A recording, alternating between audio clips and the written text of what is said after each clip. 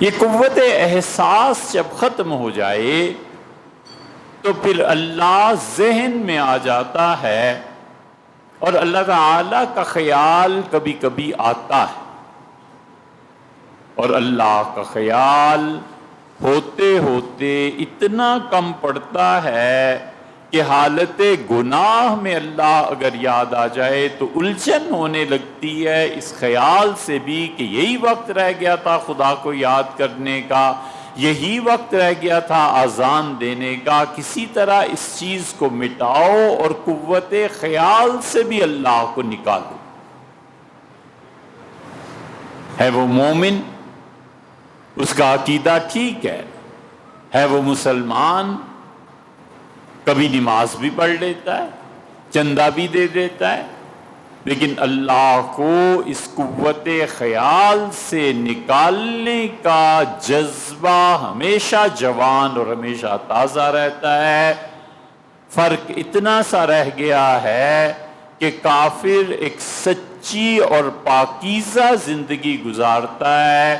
کافر سچائی کے ساتھ جیتا ہے، مومن ایک گندی اور جھوٹی زندگی گزارتا ہے۔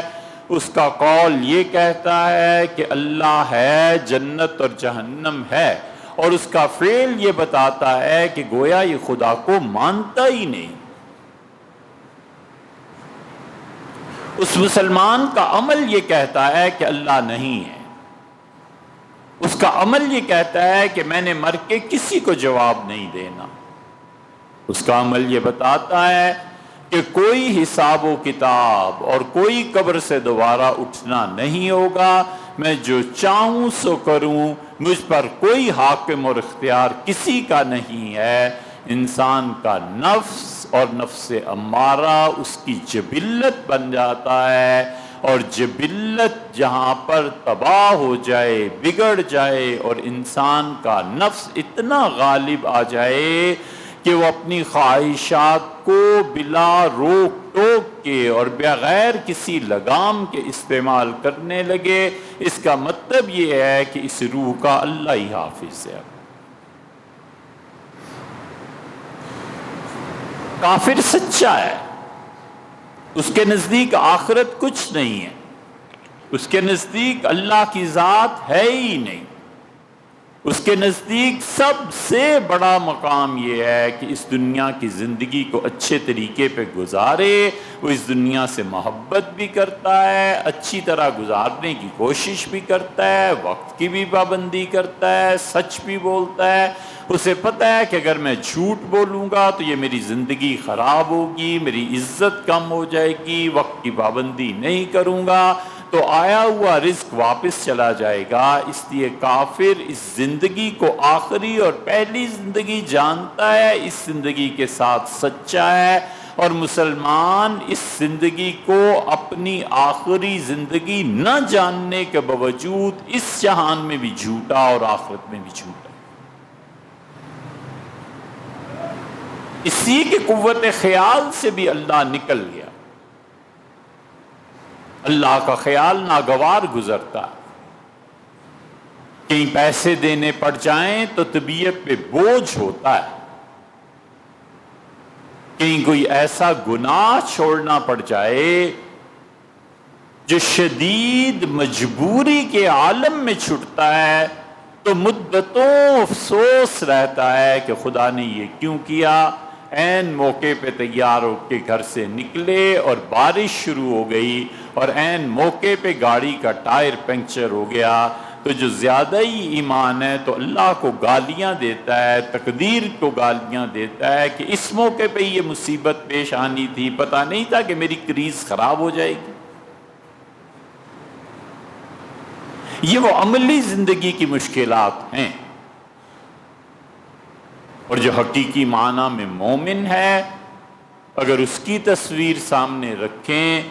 تو مومن قوت احساس میں بھی اللہ کے ساتھ ہے، ہر موقع پہ اسے احساس ہوتا ہے کہ اللہ کی کیا منشا ہے، اللہ کیا چاہتا ہے، اللہ مجھ سے کیا کہے گا، یہ جو کام کرنے لگا ہوں تو قیامت میں وہ مجھے کیا بتائے گا، مجھ سے خوش ہوگا، اللہ مجھ سے راضی ہے، اللہ مجھ سے ناراض ہے۔ دنیا جہان کی تمام نعمتیں اور نیکیاں اس احساس کے دائرے کے اندر آ جاتی ہیں کہ یہ کام نہیں کرنا، اللہ نے منع فرمایا ہے، یہ کام نہیں کرنا، وہ ناراض ہو جائے گا، اور اس کے سامنے پیسہ دینا ہے تو نظر پیش کرنی ہے، وہ شہنشاہ ہے، جتنا کچھ میرے پاس ہے در حقیقت اسی کا ہے، اور مجھے اسی کے لیے جینا اور اسی کے لیے مرنا ہے۔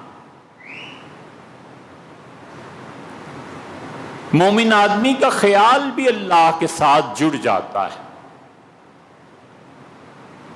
وہ اپنے خیالات میں بھی اللہ کو بسا لیتا ہے۔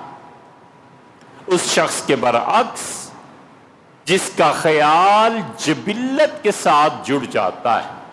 انسانی نفس کے ساتھ جڑ جاتا ہے، اور انسانی نفس اور خاص طور پہ نفس امارہ کے ساتھ جس آدمی کا خیال جڑ جائے، اس کی زندگی کے 20 اور 30 سال اللہ کی نافرمانی اور بے حیائی میں گزر جاتے ہیں۔ دنیا جہان کی کوئی بے حیائی نہیں ہے جو اس کے دماغ میں نہ آئے اور جبلت میں نہ آئے۔ اس کی جبلت، اس کی اندر کی طبیعت، اس کے نفس کا بگاڑ ایسا غالب آتا ہے کہ جتنا اس کا جیب اور جتنا مال اس کو اجازت دے، پیسہ اجازت دے، اتنا ہی وہ اپنے خیالات کو نافذ کرتا ہے۔ دنیا کی کوئی طاقت اس انسان کو نہیں سنوار سکتی جس آدمی کی قوت فکر اس کی جبلت پر غالب آ جائے یا جبلت کے ساتھ جڑ جائے۔ جبلت انسان کی اللہ کی نافرمانی کی دعوت دیتی ہے، اور جبلت ہدایت کے تابع رہنے کی بجائے گمراہی کے تابع ہو جاتی ہے، اور آہستہ آہستہ یہ ترقی ہوتے ہوتے فطرت مسخ ہو جاتی ہے، اور جن لوگوں کی فطرت مسخ ہو جاتی ہے، اب تو نہیں لیکن فطرت جس جانور کے مطابق مسخ ہوئی تھی پچھلے زمانوں میں، اللہ ظاہر کی صورت بھی ویسے ہی بنا دیتا تھا۔ ان قوموں کی جبلت بے حیائی ان کی روح پہ غالب آ گئی تھی۔ اللہ بھی کہتا تھا کہ منافقوں جیسی زندگی بسر نہ کرو، بے حیا ہو اندر سے، ظاہر میں ہم تمہیں سور بنا دیتے ہیں، کوئی پرواہ نہیں۔ تم اندر سے مال کے حریص اور لالچی اور حرام اور حلال کی تمیز کیے بغیر لوگوں کے مالوں کو ضبط کر لیتے ہو۔ کوئی ایسی بات نہیں ہے، ہم تم ظاہر میں اندر کے بھی کتے ہو، ظاہر میں بھی کتا بن جاؤ۔ بندر، مکاری، خدا کے دین میں نقب لگانا، یہ پچھلے زمانوں میں ہوتی تھی طبیعت۔ اللہ ظاہر میں بھی بندر بنا دیتا تھا تاکہ کوئی فرق نہ رہے ظاہر اور باطن میں، لوگ جانے کہ تم بندر ہو اندر سے بھی اور باہر سے۔